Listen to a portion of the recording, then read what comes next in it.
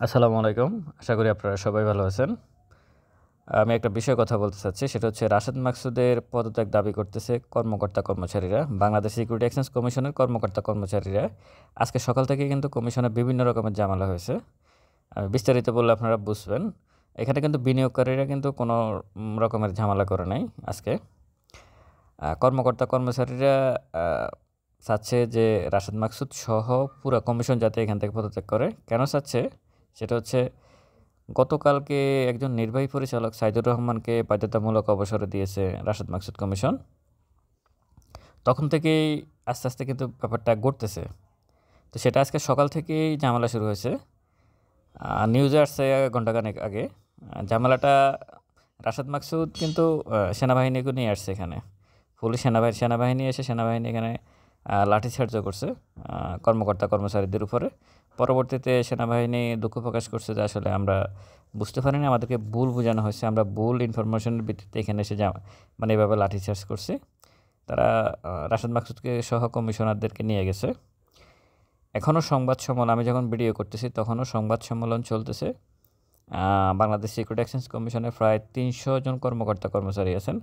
তাদের পক্ষ থেকে একজন কর্মকর্তা সংবাদ সম্মেলন করতেছেন। তার পাশেই বসে আছে মুখপাত্র রেজাউল করিম, যাকে আপনারা চেনেন, বিভিন্ন সময় উনি টেলিভিশনে আসে, টক শোতে আসে। তো ওই কর্মকর্তার বক্তব্য হচ্ছে যে আমরা কোনো কিছুই করতে পারতেছি না রাশেদ মাকসুদ কমিশনের কারণে। আমরা চেয়ারে একটু বাঁকা হয়ে বসলেও আমাদেরকে শোকজ করা হচ্ছে। একটা ফাইল যদি ২ দিন দেরি হয় তাতেও আমাদেরকে শোকজ করা হচ্ছে। বিভিন্নভাবে যত রকমের অপমান অপদস্থ আছে সমস্ত কিছু আমাদেরকে করা হচ্ছে। আমরা কোনো কাজে করতে পারতেছি না, আমরা মেন্টালি মানসিকভাবে অসুস্থ হয়ে যাচ্ছি। কথাটা আমি বিশ্বাস করি। কারণ আমার কাছে এই লোকটাকে অস্বাভাবিক বিকৃত মস্তিষ্কের একটা লোক মনে হয়। কী কারণে মনে হয় জানেন? মানে কর্মচারীদের সাথে এরকম করতেছে, এটা আমি বিশ্বাস করি এই কারণে, সংবাদ সম্মেলন করে কর্মচারীর এই কথাগুলো বলছে, এটা আমি বিশ্বাস করি এই কারণে, এই লোকটায় বসে বসে 750 কোটি টাকা না 800 কোটি টাকার জরিমানা করছে। অথচ যে আইনের মধ্যেই জরিমানাটা করছে, ওই আইনের সর্বোচ্চ জরিমানার বিধান হচ্ছে 1 লাখ টাকা। সে জানে এই জরিমানাটা কোনো দিন আদায় হবে না, কারণ আইনে বলা আছে 1 লাখ টাকা জরিমানা করতে পারে। সবাই হাইকোর্টে চলে যাবে, এরপর আপিল বিভাগে যাবে, আদালত দেখবে আইনে কী লেখা আছে, সে অনুযায়ী রায় দেবে। তাহলে ক্ষতিগ্রস্ততা কী হলো? মার্কেট টেনে তোলা হয় নাই, মার্কেট উঠে নাই, বারবার জরিমানা প্রয়োগ করে মার্কেটকে এভাবে দমিয়ে রাখা হয়েছে। তো এ তো উম্মাদ ছাড়া কিছু না। এখন ওই কাজটা সে তার অফিসের কর্মকর্তা-কর্মচারীদের উপরও প্রয়োগ করতেছে। যেটা সে মার্কেটে প্রয়োগ করতেছে, ওই জিনিসটাই সে আবার অফিসের কর্মকর্তা-কর্মচারীদের উপর প্রয়োগ করতেছে। এবং একসাথে কিন্তু তার বিরুদ্ধে কিন্তু সবাই ২ পার্ট হয়ে যায় না। আপনারা একটা জিনিস বুঝবেন, কিছু কর্মকর্তা-কর্মচারী তার পক্ষে আছে, আবার কিছু কর্মকর্তা-কর্মচারী তার পদত্যাগ চাচ্ছে। ব্যাপারটা এমন নয়, সমস্ত কর্মকর্তা-কর্মচারী তার পদত্যাগ চাচ্ছে। এটা হচ্ছে বাস্তবতা। আশা করি অর্থ উপদেষ্টার আত্মীয় উনি এটাকে ভালোভাবে দেখবেন। এই লোকটাকে এখান থেকে যে কোনো মূল্যে বের করে দেওয়া উচিত। কারণ এই লোকের কারণেই অন্যায় করলে শাস্তি পাবে। কিন্তু এই লোকটা যেগুলো করছে সেগুলো পাগলামি ছাড়া কোনো কিছুই নয়। তা না হলে সমস্ত কর্মকর্তা-কর্মচারী তার বিরুদ্ধে যাবে কেন? সবাই কি ওখানে যারা আছে সবাই কি অসৎ?